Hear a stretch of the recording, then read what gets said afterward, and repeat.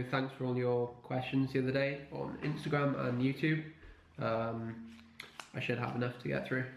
So first question from Lou. How long had I been traveling since coming home? Okay, so I'll basically just go through what I've been doing the last 6 months.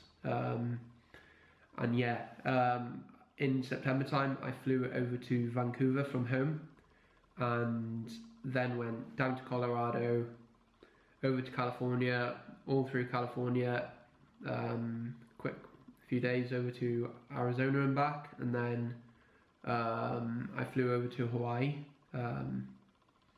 stayed about 10 days there. I then flew over to Australia after 6 weeks or so in America. Spent most of my time in Adelaide there.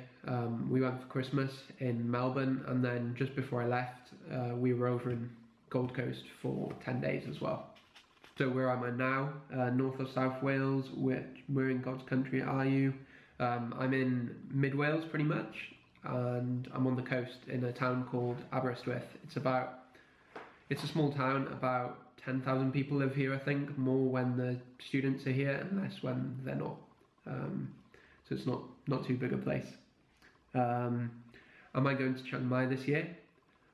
I will not be going to Chiang Mai in June this year, unfortunately. I'm going to be spending it at home in Europe. There's just so many places I want to explore close to home, and if I'd only be going there for 3 weeks or something, I don't really see the worth of it. There's a bunch more riding I want to do around North Thailand and around this district called Nan, which is bordering to Laos. It just looks incredible there. So yeah, I definitely have plans of going back. It's pretty good weather there in October, November, December time, so I'd probably go back that time of year. Will I be racing this year? I'm not too sure yet. I'm just going to train and see how it goes. You know, like when you're going well, all you can think about is racing, but when you're a bit off form, you can't think of anything worse. Favourite Welsh phrases? Okay, I have a few. So my go-to, like, Welsh exclamation is like a chafi, which means yuck. I say that quite often. Then one that's quite suitable for Wales at the moment is like Mae'n bwrw hen ragedd a thin. The literal translation is like it's raining old ladies and walking sticks, which means it's raining a lot. So yeah, that's quite a funny one. Question here from Plant Powered Cyclist. Aside from mangoes and bananas, what do you use as on the ride fuel on longer rides? So to be honest, I don't really eat many mangoes or bananas, like never mangoes really. Just the other day we happened to be in Gold Coast, we found a mango tree, so you're gonna have them. But normally on longer rides I have like electrolyte mix in the water bottles, and if it's hot weather you're gonna be drinking a decent amount of calories through there. Food wise, I have dates, sometimes banana. So sometimes I get into the habit of making like my own flapjacks, like oat bars basically. And they're pretty good on the ride fuel, but they can be a bit dry. So if it's a faster ride, a lot depends on the tempo of the ride, because on a fast 3 hour ride, you're not going to be wanting to eat the same as on a slow one. And to be honest, on like zone 1, zone 2, 3-4 hour ride, I'm not eating that much at all. Thoughts on college? Did I go to college? So I went to Swansea University in Wales and I studied physics. I actually failed my first year and then managed to get back and complete it. So it took me 4 years to get the degree.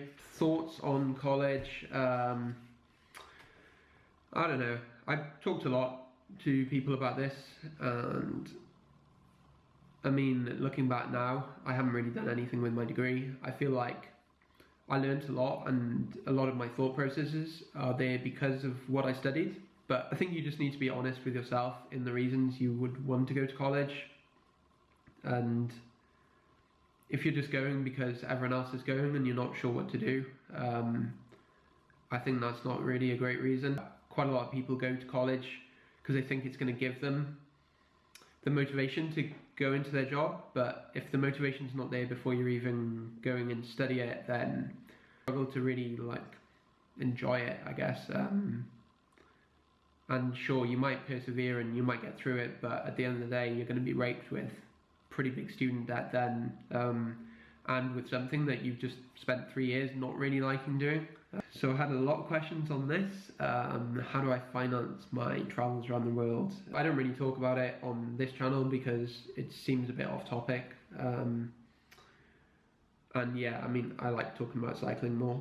So in my first few years of university, I played online poker pretty religiously. And yeah, I made a decent amount of money through that, so I've been able to fund my travels after university. So nowadays I occasionally play just like for fun.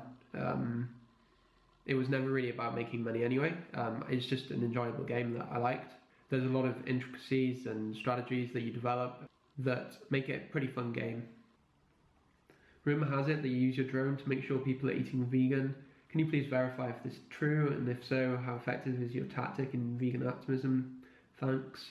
I don't quite do that, but while I was in America on the drive to Grand Canyon, we basically passed this area of land which was all for raising cattle, and I sent the drone up above that, and it was pretty shocking to see. Really, there's just like, as far as you can see, dirt-ridden fields in like the scorching heat. You're pretty much in a desert, and there's just like muddy fields everywhere with these small bits of shade in them, and in those bits of shade there was just literally thousands of cows in pretty horrid conditions.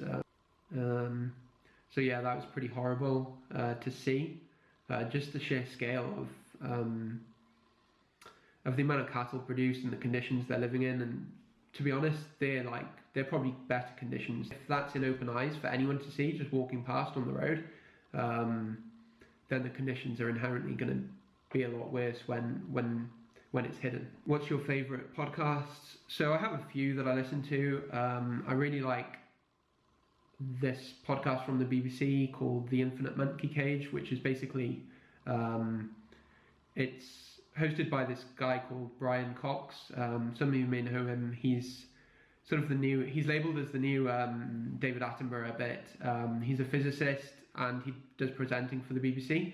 So it's like a panel show with him and a few other comedians and scientists. Some of their topics are like human story, how we got here and why we survived, oceans, what remains to be discovered, science, epic fails, science of everyday life, what is reality, invisible universe. So basically just in the public eye, scientific topics. They're pretty nice to listen just before you go to bed or something. If you're too tired to read, just sticking the podcast in the ear is pretty nice. I have to mention my friend Jackson Long's podcast with Thought for Food Lifestyle.